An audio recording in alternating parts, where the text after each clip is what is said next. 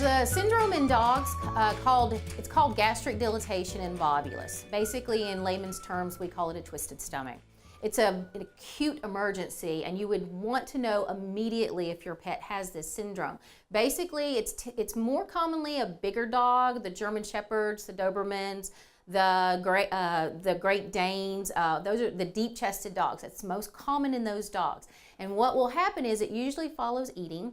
Sometime within a couple of hours, all of a sudden your dog's just going to look acutely sick. They're going to start trying to vomit and nothing's going to come up. They're going to be drooling quite a bit. If it goes on a little bit longer, you'll start noticing that the belly looks like it's distending, and these animals get very, very sick, sometimes to the point they can't walk. They just look like they're dying in front of you. If you ever see that, it is an acute emergency, which means within a couple of hours they'll die from it. So you've got to rush them to the vet immediately, and it does come down to surgical intervention to save them. And your veterinarian would discuss some of those things. Usually it follows eating, so some of the things that you can do to try to prevent this scenario is one thing we actually have started doing quite a bit of is something called prophylactic gastropexy.